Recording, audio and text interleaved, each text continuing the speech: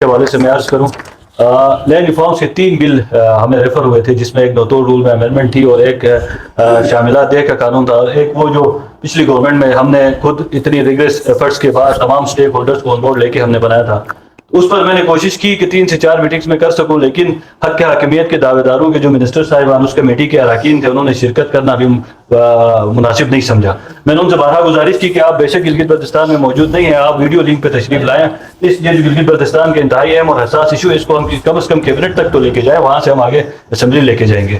تو اس وجہ سے یہ ڈیلے کا شکار ہوا. پچھلی گورنمنٹ نے کیونکہ ایک اہم ایشو تھا، اگر ہم اس کو بھی اسی طرح گرین ٹورزم کی طرح ڈائریکٹ اسمبلی میں لے کے آتے، ہم نے ڈویژنل سب ڈویژنل لیول پر اس پہ لوگوں کے ساتھ کنسلٹیشن کی. لینڈ ریفارمس کمیشن نے اے سی کے دفتر میں نمبرداران نوٹیبلز علاقے کے ان سب کو بٹھا کے کنسلٹیشن کے بعد ایک بل ڈرافٹ کیا تھا، لیکن اس دوران حکومت تبدیل ہوئی اور نیکسٹ حکومت کے آنے کے بعد میں نے 3 سے 4 میرے پاس نوٹسز موجود ہیں، کمیٹی کا کورم پورا نہ ہونے کی وجہ سے وہ میں آگے فارورڈ نہ کر سکا. منسٹر صاحب نے اپنی پوری جو گفتگو کل کی اس میں آپ کو یہ چیزیں واضح ہونی چاہیے کہ یہ دستخط کس نے کیے ہیں اور کس کے کہنے پہ کیے ہیں.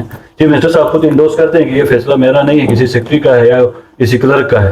تو اس چیزیں سے جو میں نے اپنا موقف دیا تھا کہ فیصلے کہیں اور سے ہو رہے ہیں، کیبنٹ اس پہ آن بورڈ نہیں ہے، میں نے پوری اسمبلی کے 3 سے 4 اجلاس میں نے یہی پوچھنا چاہا حکومتی اراکین سے کہ آپ بتائیں کہ آپ میں سے کس نے سگنیچرز کیے. 8 بندوں نے، تو وہ آج تک 8 بندے کھڑے نہیں ہو سکے. تو اس بات سے یہ بات واضح ہو رہی ہے کہ یہ فیصلہ حکومت جو چیف منسٹر صاحب نے کل خود انڈوز کیا کہ یہ فیصلہ ان کا نہیں ہے. ہم یہ جاننا چاہ رہے ہیں کہ گلگت بلتستان کے اتنا اہم ایشو اور حساس ایشو پر فیصلہ ہوا ہے جو کہ حکومت کا مینڈیٹ تھا، تو یہ فیصلہ ہوا کہاں سے ہے؟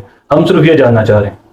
ہم نے اپنی طرف سے پوری کوشش کی کہ عوام کو آگاہ کریں. میں نے جب معاہدہ ہو رہا تھا تب بھی میں نے اپنا احتجاج ریکارڈ کروایا تھا. میں نے چیف منسٹر آفس، منسٹر صاحبان سب کو میں نے آگاہ کیا کہ ایک چیز اس طرح سرکولیشن میں آ رہی ہے تو اس کو روکیں.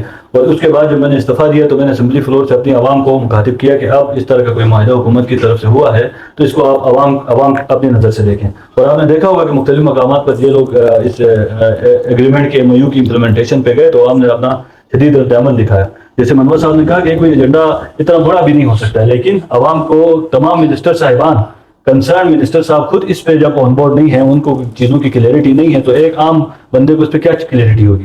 ہم ان سے یہی جاننا چاہ رہے تھے کہ being a member of assembly ہمیں بھی آپ کم از کم کلیئر کریں تاکہ ہم بھی جا کے چلیں. گلگت بلتستان کی مفاد میں اگر کوئی چیز ہو رہی ہے تو میں بھی اپنے جا کے لوگوں کو بتاؤں کہ آپ اس پہ ریزسٹنس نہ کریں، یہ گلگت بلتستان کے مفاد کی کوئی چیز ہے. لیکن یہ لوگ ناکام رہے، مکمل ناکام رہے. آپ سب کے سامنے ان کی اپنی ویل تھی کہ اس کو کمیٹی میں لے جا کے ڈسکس کریں. ہم 3 ممبران اسی کمیٹی کے میں تھے تو ہم تینوں وہاں پر سیشن میں آ گئے، لیکن جو کنسرن منسٹر تھے وہ اس دن موبائل بند کر کے وہاں سے غائب ہو گئے.